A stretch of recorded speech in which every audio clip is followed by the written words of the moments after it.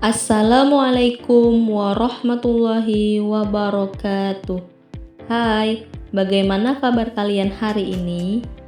Semoga kalian dalam keadaan sehat.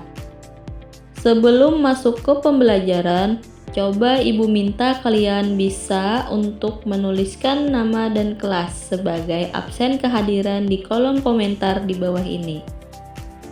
Pada pembelajaran kita kali ini, seperti biasa, kalian akan mempelajari mata pelajaran matematika dengan memuat materi mengenal piktogram.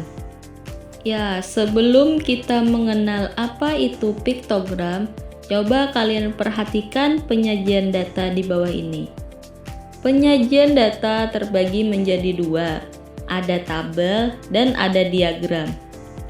Tabel itu untuk menganalisis dan menginterpretasi tabel, sedangkan diagram memiliki dua jenis, yaitu ada piktogram dan diagram batang.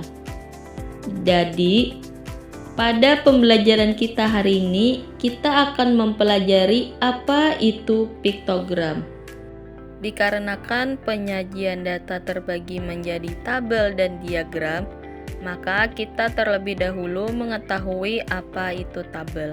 Tabel adalah susunan data dalam bentuk baris dan kolom yang memudahkan kita membaca dan membandingkan informasi.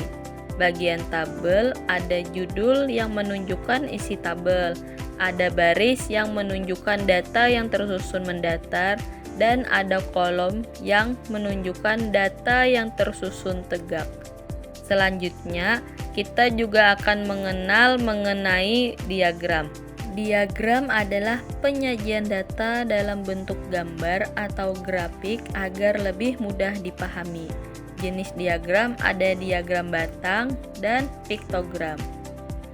Selanjutnya, adapun tujuan pembelajaran pada hari ini, setelah mempelajari materi piktogram, siswa diharapkan dapat memahami mengartikan piktogram sebagai cara penyajian data menggunakan gambar atau simbol.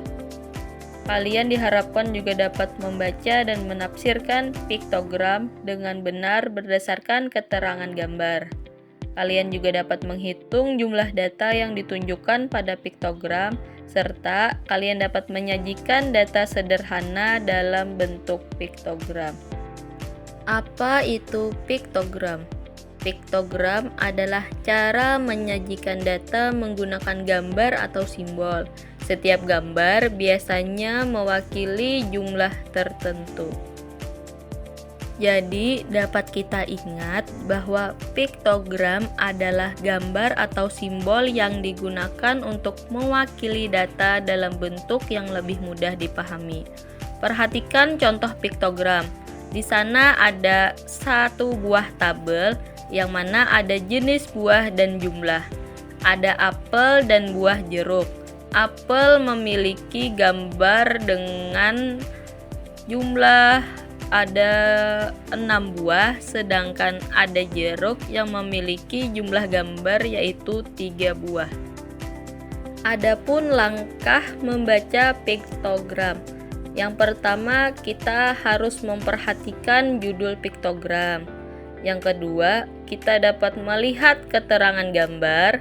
Yang ketiga, kita dapat menghitung jumlah gambarnya. Dan yang keempat, kita dapat mengalihkan dengan nilai setiap gambar. Contohnya, ada satu buah gambar apel. Satu buah gambar apel sama dengan 2 orang siswa.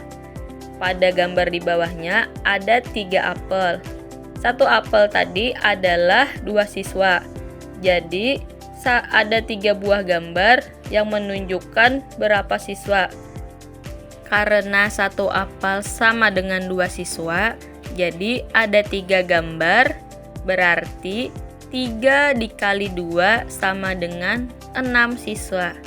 Jadi dapat disimpulkan 3 buah gambar apel sama dengan 6 orang siswa, dikarenakan satu buah apelnya itu sama dengan 2 siswa. Selanjutnya ada contoh piktogram. Perhatikan piktogram berikut. ada keterangannya bahwa 1 bintang sama dengan 5 siswa. Di sana ada tabel piktogram yang mana ada hobi dari beberapa siswa. Yang pertama hobinya ada sepak bola, yang kedua ada membaca, dan yang ketiga ada menggambar. Lalu di sampingnya ada jumlah bintang yang mana hobi tersebut disukai siswa. Sepak bola ada 3 bintang, membaca ada 2 bintang, dan menggambar ada 4 bintang.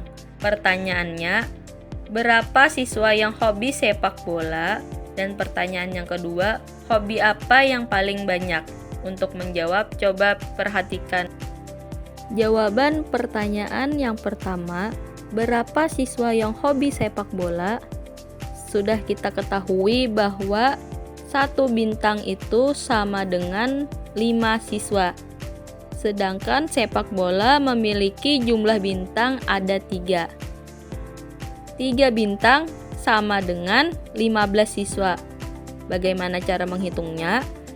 3 bintang kita kalikan dengan 5. 5 ini adalah keterangan dari 1 bintang.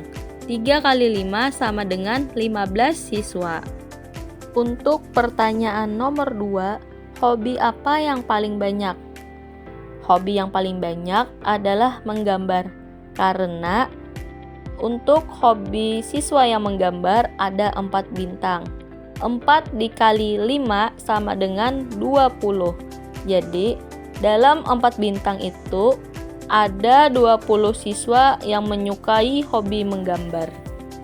Tujuan adanya piktogram adalah untuk mempermudah membaca data dan membuat data lebih menarik dan mudah untuk dipahami. Kelebihan piktogram lebih mudah dipahami karena berbentuk gambar, cocok untuk data dalam jumlah kecil, dan membantu anak-anak memahami data lebih cepat. Adapun piktogram dalam kehidupan sehari-hari. Piktogram sering digunakan dalam kehidupan sehari-hari, misalnya untuk menunjukkan data jumlah siswa. Dalam kehidupan sehari-hari juga dapat menyajikan hasil survei, dapat menampilkan informasi dalam buku atau majalah, serta dapat menjelaskan data sederhana di sekolah. Selanjutnya ada manfaat piktogram dalam kehidupan sehari-hari. Yang pertama, mempermudah kita dalam membaca data. Yang kedua, membantu kita dalam membandingkan jumlah. Yang ketiga, membuat informasi lebih menarik. Yang keempat, memudahkan kita dalam memahami data dengan cepat dan akurat. Setelah kita mengenai pengertian piktogram, mengenal contoh dari piktogram, dan cara membaca maupun manfaat dalam kehidupan sehari-hari, dapat kita simpulkan bahwa piktogram adalah menyajikan data dengan gambar atau simbol untuk mewakili jumlah tertentu dan lebih mudah dipahami, terutama untuk data yang kecil. Selanjutnya, coba kalian amati piktogram sayuran berikut dan jawablah pertanyaan di bawah ini dengan tepat dan benar. Di sana ada piktogram mengenai jenis sayuran dan banyak sayuran. Ada sayuran tomat, kubis, wortel, terong, dan brokoli. Dan di sana ada juga banyak sayuran. Coba kalian jawab pertanyaan nomor 1 sampai dengan 8. Pertanyaannya, 1 sayuran yang banyaknya 7 buah adalah. 2 sayuran terbanyaknya adalah. 3 sayuran yang jumlahnya lebih sedikit dari terong adalah. Pertanyaan nomor 4, jumlah sayuran brokoli dan kubis adalah. Pertanyaan nomor 5, selisih jumlah tomat dan wortel adalah. Pertanyaan nomor 6, sayuran yang jumlahnya lebih banyak dari wortel namun lebih sedikit dari brokoli? Pertanyaan nomor 7, selisih jumlah brokoli dan terong adalah. Dan pertanyaan yang ke-8, banyak sayuran seluruhnya adalah. Coba kalian hitung dan tentukan berapa dalam pertanyaan berikut. Terima kasih, sampai bertemu dalam pertemuan yang akan datang.